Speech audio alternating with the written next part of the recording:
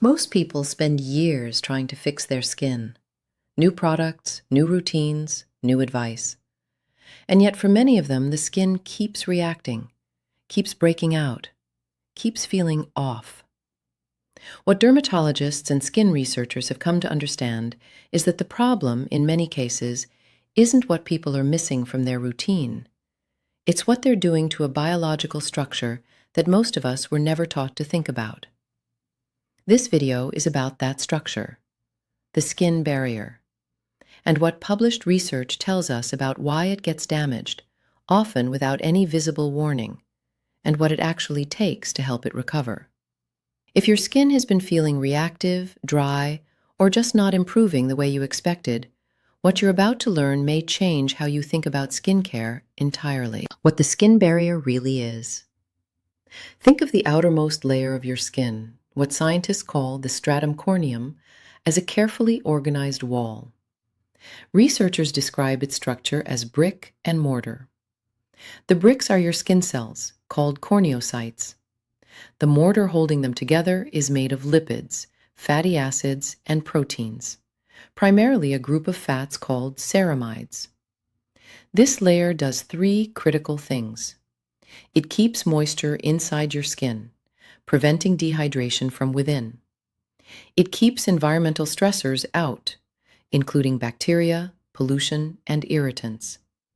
And it maintains a specific acidic environment on the skin's surface, what researchers call the acid mantle, which supports a living ecosystem of beneficial microorganisms known as the skin microbiome. When this system is working correctly, your skin feels balanced, calm, resilient. When it isn't, the effects can show up in ways that most people misread entirely. And here's what makes this relevant to almost everyone watching. This barrier is significantly more sensitive to everyday habits than most people realize. The warning signs most people miss. One of the reasons skin barrier damage often goes unaddressed for so long is that it doesn't look like an injury. There's no wound, no obvious reaction. What people notice instead is a gradual shift, a pattern of changes that, individually, seem easy to explain away. Skin that feels tight after cleansing, redness that appears when applying products that used to feel fine, breakouts that don't seem to follow any predictable pattern, a dull appearance even after consistent sleep, dryness that doesn't respond to moisturizer.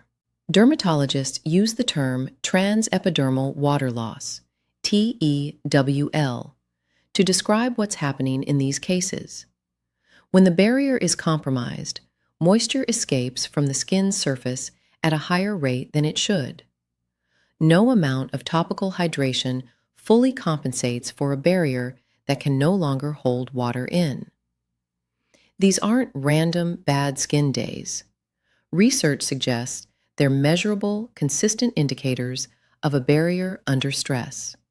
Published dermatology research consistently describes these patterns as measurable, repeatable indicators, not coincidences that point to a barrier environment in need of change. The skincare routine problem here is something that published research has consistently documented and that many people in skincare find genuinely surprising. Some of the habits that are widely considered good skincare practice may, when done incorrectly or excessively, contribute to barrier disruption. Over-cleansing is one example. Research indicates that washing the face more than twice daily, particularly with high pH cleansers, can strip away the natural oils and lipids that hold the barrier together. This creates an environment where harmful bacteria are more likely to thrive and beneficial microorganisms struggle.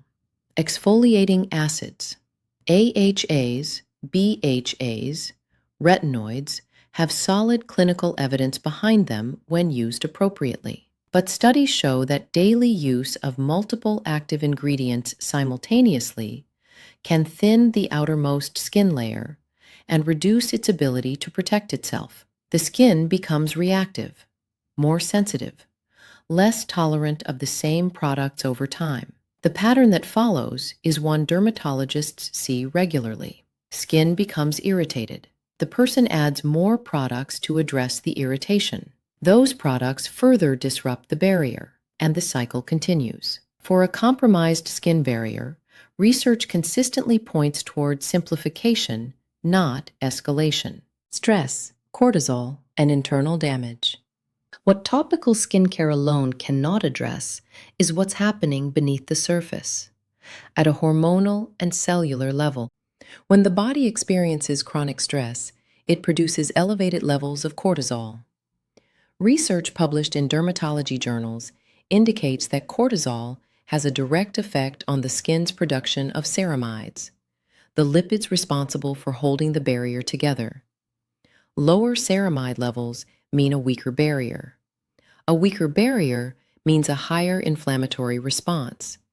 And chronic low-grade skin inflammation, researchers believe, is one of the significant contributors to early visible aging. Sleep deprivation adds another layer to this. During deep sleep, the skin enters a documented regenerative phase. Barrier lipids are replenished. Collagen synthesis peaks. Cellular repair accelerates. When sleep is consistently cut short, those processes are interrupted, and damage accumulates faster than the skin can address it. Add oxidative stress from UV exposure, poor nutrition, and environmental factors, and the result is a combination of internal pressures that no serum or moisturizer was designed to counteract on its own.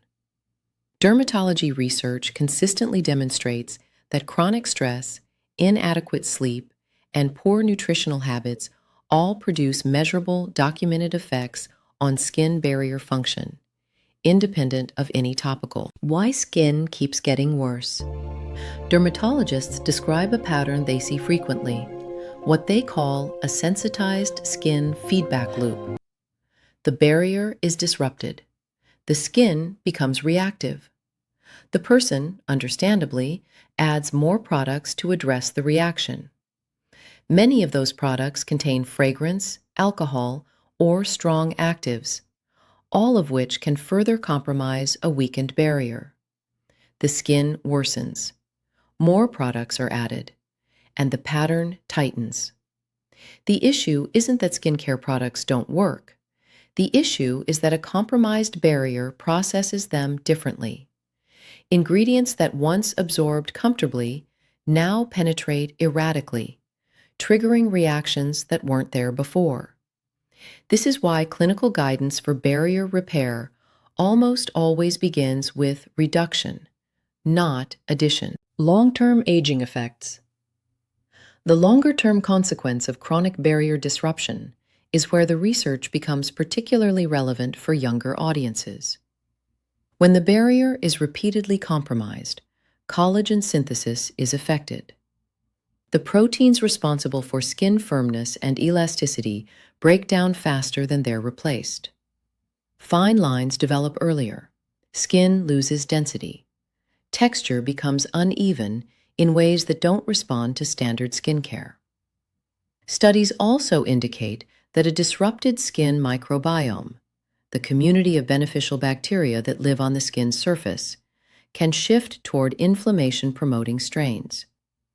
Researchers believe this may contribute to conditions like adult acne, increased sensitivity, and flushing that appear to have no clear cause in people in their 20s and 30s. The skin you have in your 40s is significantly influenced by the habits and the disruptions of your 20s. Most people don't have access to that information until they can already see the effects. How to repair your skin barrier. The encouraging part of what research shows is this: the skin barrier has a genuine capacity to recover given the right conditions. The first and most consistently recommended step is simplification. Clinical studies support stripping back an overcomplicated routine as one of the most effective early interventions for barrier recovery.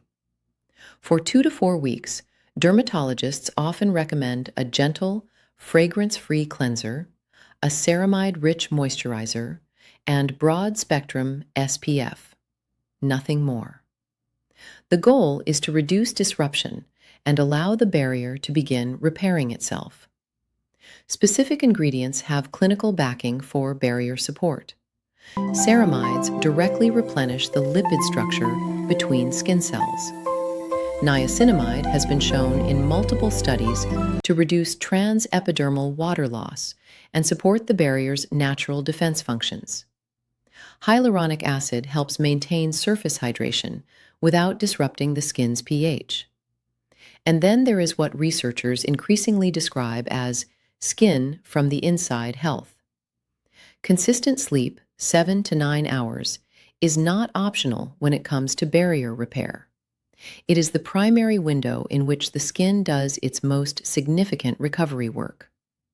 Managing chronic stress has a measurable impact on cortisol levels and, by extension, ceramide production. Anti-inflammatory nutrition and adequate hydration all contribute. The fastest path to better skin, in many cases, is not a new product. It is creating the internal and external conditions that allow the barrier to do the work it was designed to do. What dermatology has come to understand, and what most skincare marketing doesn't reflect, is that the skin is not a surface to be treated. It's a dynamic, living organ that is constantly working to protect you. Most skin problems are not the result of bad genetics or bad luck. Research suggests they are the result of disrupting a biological system that, given the right environment, has a remarkable ability to self-regulate. The skin barrier can heal. It is designed to heal.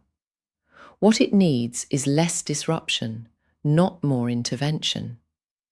More sleep, fewer actives, more consistency, less stress. You now have a clearer picture of what's actually happening beneath the surface and what the research says about how to address it. That understanding is a more useful starting point than any product recommendation. Take care of the barrier. It has been working hard for you your entire life. Sometimes the most effective thing you can do for your skin is simply give it the space and time to recover.